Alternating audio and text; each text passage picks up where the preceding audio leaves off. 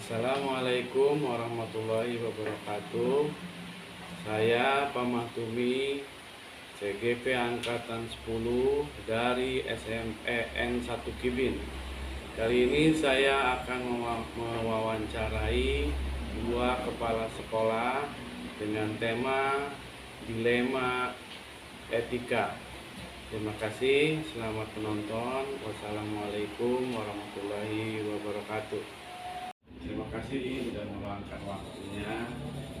Saya ada tugas dari guru penggerak untuk mewawancarai tentang pengalaman-pengalaman ibu sebagai kepala sekolah, bagaimana menghadapi keputusan-keputusan yang akan diambil. Di sini temanya tentang dilema etika. Jadi bagaimana ibu mengidentifikasi kasus tentang dilema etika tersebut. Baik, terima kasih Pak Mahtumi. Semoga sukses di CPKP nanti ditetapkan sebagai guru penggerak. Insya Allah akan saya jawab dilema etika sebagai pemimpin itu yang saya laksanakan atau jalankan itu, yaitu pada kasus tentang pembelajaran siswa di kelas. Karena setelah dilakukan di tahun ajaran baru, kita melakukan asesmen diagnosis. Yang pertama itu terdata ada beberapa siswa yang kemudian dicek adalah belum bisa membaca atau belum baca dan termasuk juga mereka ada beberapa anak juga yang memang baca tulis Al-Qur'annya juga kurang bisa. Nah, akhirnya dilakukan kemudian asesmen non diagnostis, yaitu diamati kembali ada apakah tentang siswa ini yang di asesmen diagnosisnya ini mengalami keterlambatan belajar. Maka kemudian dilakukanlah asesmen non diagnosis dengan instrumen yang ada dari guru BK. Itu ternyata setelah didata di tahun ajaran 2003-2004 itu terlacak 21 siswa yang masuk kategori ABK. Jadi ABK di sini bukan hanya siswa ini ternyata tidak hanya lambat belajarnya gitu. Ternyata ada siswa yang juga masuk ke segi cerdas berbakat gitu, cerdas istimewa dan berbakat istimewa. Nah, ini di dalam pembelajaran ini kan tetap mereka harus mendapatkan pembelajaran yang sama dengan anak-anak lain. Nah, ini yang menjadikan dilema bagi kepala sekolah, karena guru belum tentu di setiap pembelajaran, di setiap mata pelajaran guru siap untuk memfasilitasi peserta didik ABK di kelas yang reguler. Karena memang di SMP Negeri 1 Kibin anak ABK yang terdata 21 siswa ini, 21 ini belajar di kelas masing-masing di pembelajaran yang reguler. Nah, ini yang menjadi dilema kepala sekolah, bagaimana anak-anak yang belajar di kelas reguler, anak ABK ini bisa mendapatkan fasilitas pembelajaran yang sama walaupun nanti dia menjadi istimewa dalam hal penugasannya gitu. Nah, ini jadi PR kepala sekolah, bagaimana memberikan pencerahan atau memberikan informasi, bantuan, bimbingan kepada guru mata pelajaran supaya anak-anak ABK ini bisa mendapatkan pelayanan yang sama di kelas. Nah, ini solusi yang pertama dilakukan adalah di sekolah membentuk tim, itu namanya ada tim guru pendamping khusus. Itu bagaimana langkah-langkah ibu untuk menghadapi kasus ABK tersebut? Baik, langkah yang pertama tadi membentuk tim PPK, ya, guru pendamping khusus.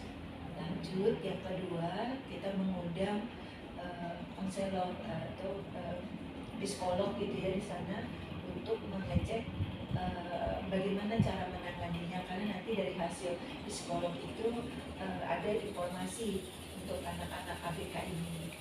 Nah, yang ketiga, kita kemudian merancang dengan tim GPK ini merancang pembelajaran untuk memudahkan guru di guru mapelnya memberi fasilitas pembelajaran kepada siswa ABK di kelas yang reguler. Gitu. Ini Bu ya, kalau jadi Ibu membentuk tim khusus gitu ya. Ya. Kira-kira tantangan apa saja yang Ibu hadapi dalam menghadapi siswa ABK ini? Tantangan yang Ibu hadapi. Baik, tantangan yang dihadapi kepala sekolah untuk mengatasi siswa ABK yang belajar di kelas reguler. Tadi selain kita membentuk tim untuk pendampingan, jadi tim ini tim guru pendamping khusus nanti yang akan memberikan fasilitas kepada guru mapel untuk membantu memberikan modul ajar atau penugasan yang berbeda kepada anak-anak ABK. Yang kedua itu ada jam pembelajaran khusus untuk anak ABK yang mereka rata-rata yang melambat belajar dalam hal calistumnya yang kurang.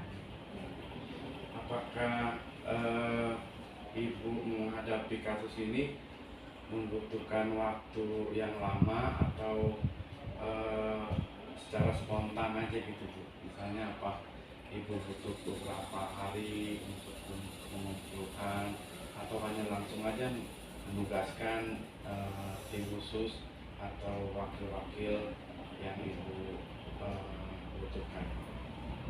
Ya, baik. Dalam menangani ABK ini bagi kepala sekolah membutuhkan waktu yang panjang dan memang dengan program yang terstruktur gitu. Kita juga didampingi sekolah ini alhamdulillah termasuk kategori sekolah inklusi, jadi mendapatkan bantuan dana, dan bantuan dana dalam pengertian di sini adalah untuk guru pendamping khusus gitu.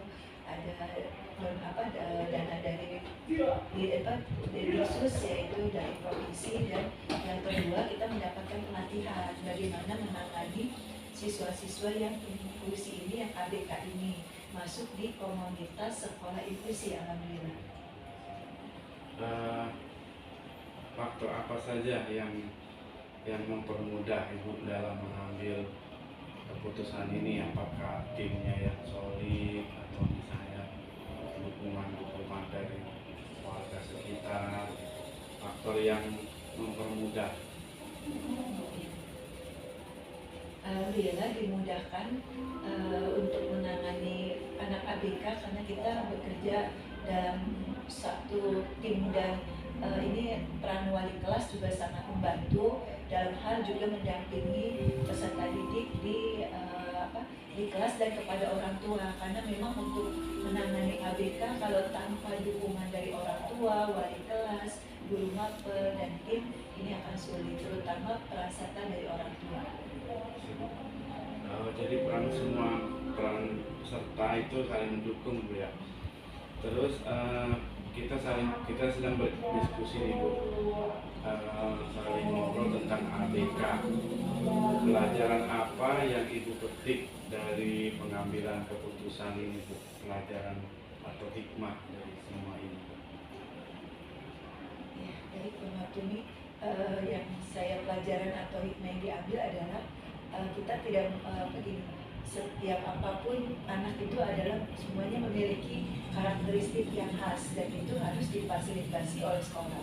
Kita tidak bisa memilih karena di dalam PPDB ini tidak ada namanya tes, kita tidak ada tes, jadi semua anak adalah difasilitasi. Hanya pada saat kemudian di pembelajaran kita temukan anak ini ABK, nah bagaimana sekolah bisa memfasilitasi anak ini untuk belajar maksudnya mendapatkan materi yang sama tetapi dengan penugasan yang khusus, dan ini perlu memang untuk dilatih guru-gurunya dan kemudian perlu kerjasama yang solid terutama peran orang tua. Ya Bu, terima kasih banyak sudah meluangkan waktunya. Kita saling berbincang-bincang tentang dilema etika tentang anak berkebutuhan khusus Bu ya.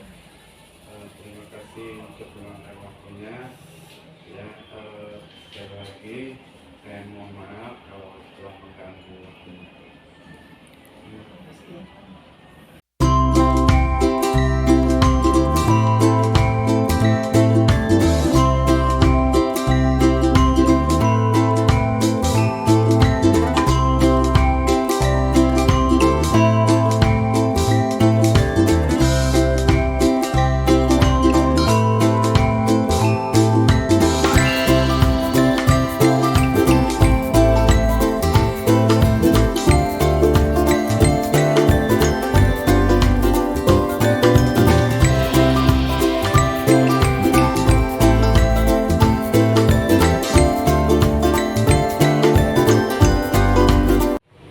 Terima kasih Pak Parjo telah meluangkan waktunya. Saya CGPN 10 akan berbincang dan menanyakan mewawancari Bapak. Ada sedikit pertanyaan dari saya. Saya akan sharing pengalaman. Kira-kira Bapak kan sudah menjadi kepala sekolah sudah cukup lama. Ini temanya tentang dilema etika. Dalam mengambil keputusan dilema etika, bagaimana Bapak mengidentifikasi itu permasalahan dilema etika tersebut? Nah, dilema etikanya itu kasusnya apa?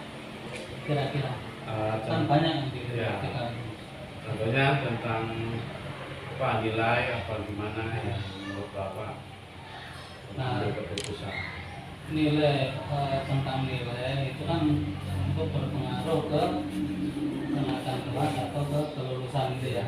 Nah, itu memang kita menghadapi dilema. Di satu sisi kita kasihan, di satu sisi untuk meningkatkan kualitas pendidikan. Ya, gitu. Jadi Bapak di satu sisi ke siswa, satu Ya. sisi meningkatkan pendidikan. Iya. Terus bagaimana Bapak langkah-langkahnya nih untuk menyelesaikan tindakan tersebut? Langkah-langkah yang akan Bapak ambil. Nah, ketika misalnya anak itu kan nilainya tidak masuk tiga ya. Memang di satu sisi ya untuk menuntaskan wajib belajar 9 tahun, nah, kita perlu yang keduanya kan kualitas pendidikan itu kan perlu dijaga. Nah, langkah-langkahnya yang pertama ya untuk menolong itu pertama perlu pembimbingan yang sangat intensif dari guru kita tentang layanan karir kita itu dikerjakan orang di kelasnya dan juga guru mapelnya mengapa sih anak itu nilainya kecil atau kurang dari KKM atau tata belajar ini. Biasanya anak tersebut dikasih bimbingan gitu Pak. Iya. Terus cara efektif nih untuk mengambil keputusan tersebut, bagaimana Bapak yang cara efektif yang cepat gitu? Untuk cara efektif yang cepat ya, yang pertama kita lihat permasalahannya dulu. Apakah anak itu nilainya kecil itu kenapa? Itu yang kita lihat. Apakah jarang masuk atau malas atau apa dan sebagainya, atau di rumah ada permasalahan, atau memang ya dia kompetensinya cuma sampai segitu. Nah kalau misalnya kompetensinya sampai segitu aja, kita perlu adakan pembimbingan gitu ya, khusus gitu lah. Walaupun itu tidak ada di jobnisnya ya, untuk menyukseskan wajib belajar itu yang kita tempuh gitu. Penuh bimbingan ya Pak. Iya. Lanjut Pak. Hmm. Tantangan apa saja nih dalam Bapak mengambil keputusan anak tersebut gitu? Tantangannya apa? Dari luar, dalam? Tantangannya yang pertama, misalnya untuk masalah nilai itu kan berkaitan dengan kenaikan kelas. Nah, kenaikan kelas itu kan diputuskan dari rapat verifikasi Dewan Guru. Ya ada juga kan dari sekian banyak guru itu kan ada 1-2 kan yang idealis, yang memegang teguh aturan dan ya prinsip, ya itu ya memang bagus.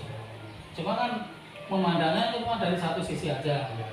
Nah, kalau saya sebagai kepala sekolah, sebagai pimpinan sekolah kan memandangnya kan komprehensif, tidak satu sisi saja. Nah, itu tantangannya. Apa dalam menghadapi masalah atau kasus ini Pak, apa Bapak membutuhkan waktu yang lama atau secara spontan aja gitu langsung ambil keputusan? Ya kalau saya mah langsung aja. Langsung spontan. Langsung spontan, sesuai dengan apa namanya hasil evaluasi gitu. Kan setiap guru mengevaluasi, itu melaporkan hasilnya itu. Nah, dari hasil evaluasi itu kita ambil keputusan. Gitu. Jadi dari dievaluasi dulu Pak ya. Iya. Lalu Pak, faktor apa saja yang mempermudah nih Bapak ngambil keputusannya mudah nih karena banyak faktor. Apa mungkin dari timnya yang solid atau yang tim atau gimana gitu? Ya pertama itu kan ya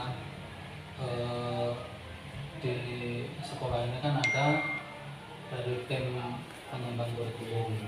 Nah di samping itu dari BPPK, dari wali kelas. Nah nanti ada sebuah guru menjustis bahwa anak tersebut yang kurang dari KKM itu tidak baik. Nah mungkin yang lain kan layak gitu. Nah, karena penilaian guru itu kan berbeda-beda gitu kan. Iya Pak. Lalu kita sekarang berbicara diskusi masalah nilai Pak ya. Bagaimana untuk mengambil keputusan anak tersebut. Pelajaran apa nih yang setelah kita diskusi yang dipetik dari diskusi kita kali ini nih, misalnya pelajaran atau hikmah Pak ya.